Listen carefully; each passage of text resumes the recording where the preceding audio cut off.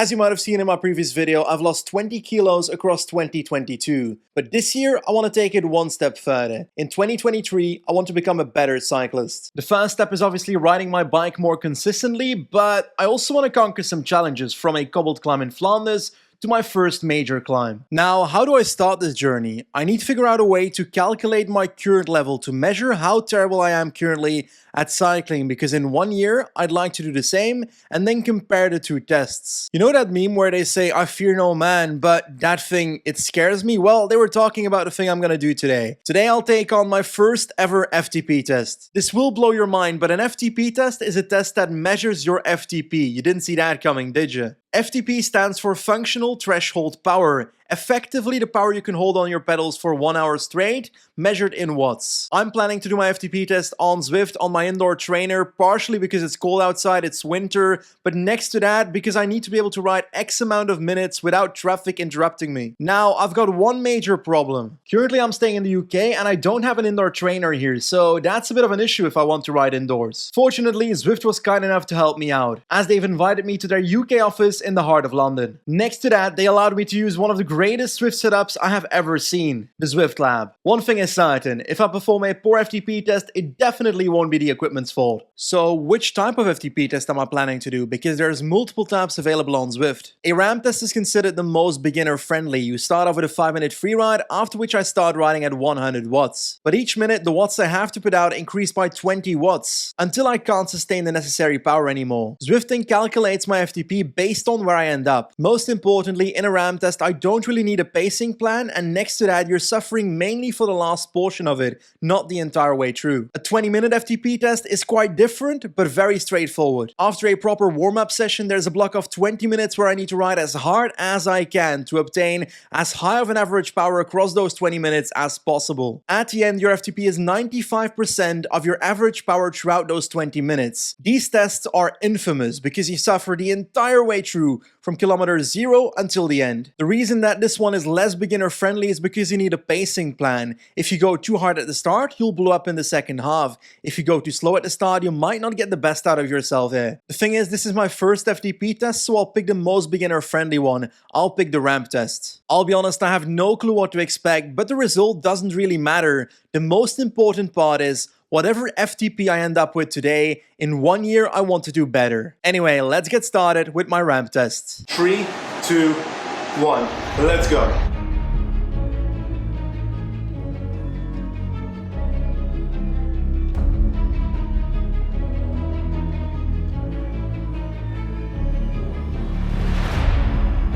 Heart rate is currently not that much higher than when I started, 137, so we're fine at the moment. There we go, 140 watts average, perfect.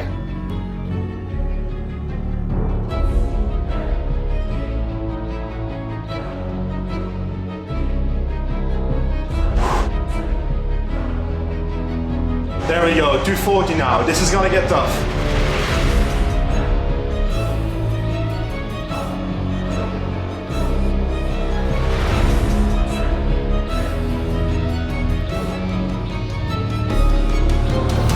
Now. This is where it's gonna start hurting. Now it's getting really hard, now it's getting unbearable.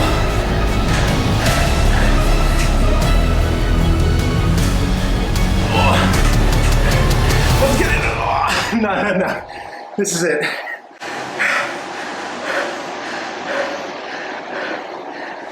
I'm done for.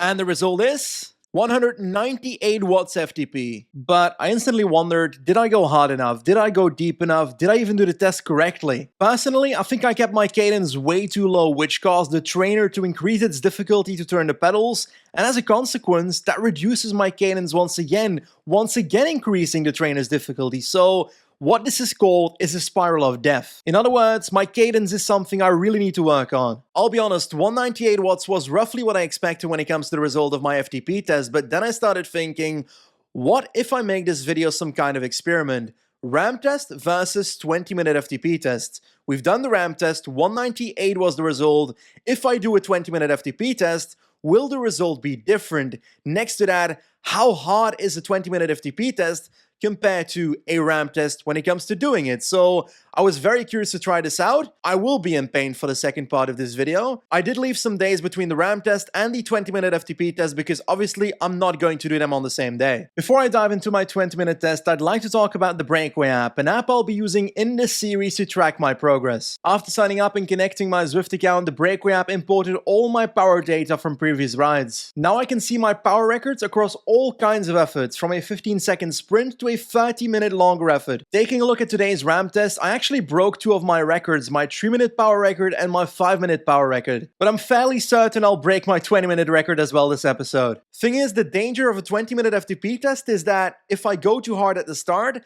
I might not make it to that 20-minute mark. But if I go too slow at the start, I might not get the most out of myself. So I need a proper pacing plan. And we're lucky because I just did a ramp test, which says that I can roughly ride 198 watts for an hour. So I have information to basic pacing plan on. So let's make that pacing plan. The calculation that is used in your 20-minute FTP test is that your FTP is 95% of your average power across 20 minutes. So how fast do I need to ride to get a result of 198 FTP?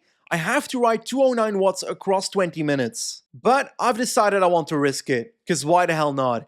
I will make the risk and go harder at the start at 230 watts and see how long I can hold that. If I can hold that, amazing. If I can't, I will lower and I will lower until there's a level that I feel like I can hold. That is the plan. I won't go too extreme at the start either. 250 would be insane and so forth because it's unrealistic that I can hold that for 20 minutes. Anyway, let's get the suffering started and have the 20-minute FTP test begin. Prepare for your max 20 minutes effort. Am I looking forward to it? No.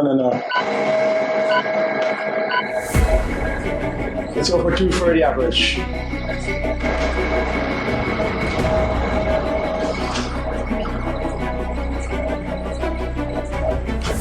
We're already a minute in. 220 at the moment.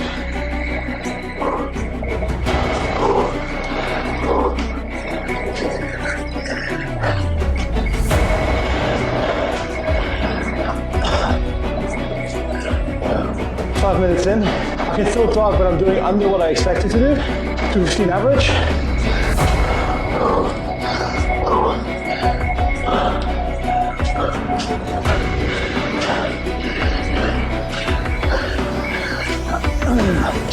This is halfway. Oh.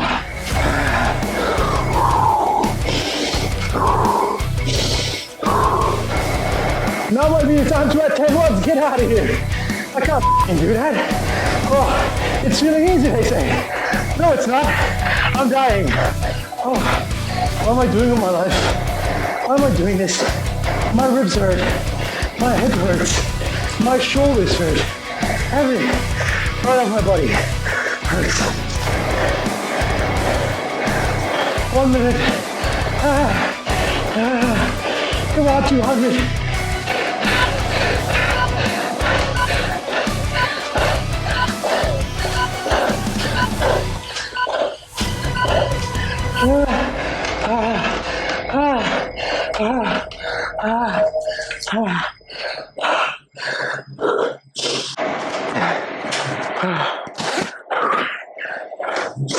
Why do these tests exist? This shit needs to be classified under human torture. Hell. That FTP test was ruthless, and the result is 190 watts. One thing is certain, the 20-minute FTP test was a lot harder than the ramp test for me. I suffered a lot longer, which is logical. But the result is also different. 198 when it comes to the ramp test, 190 watts when it comes to my 20-minute FTP test. Supposedly, the 20-minute FTP test is a better estimation when it comes to a 1-hour effort.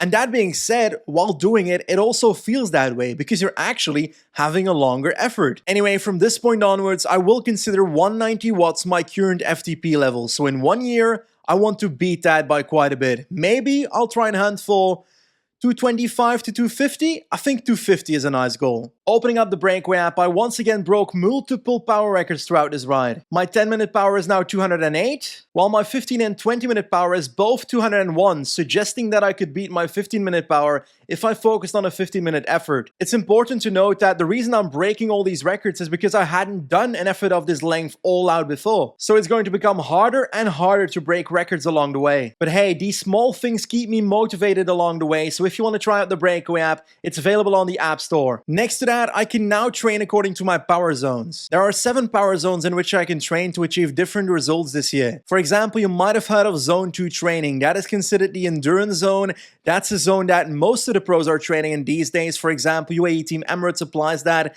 Tadej Pogacar's training mostly consists of Zone 2 training. In a future video, I'll be applying structured training to myself, and I'll talk you through every single one of the zones in that video. So don't worry, I'll tell you all about it. Anyway, knowing my FTP is just the beginning. Now the journey actually starts. Next time, I'll be flying all the way to Tenerife to climb my first ever 10-kilometer climb. If you want to be notified when that video gets uploaded, be sure to subscribe to the channel. Thanks for watching, and I'll see you next time.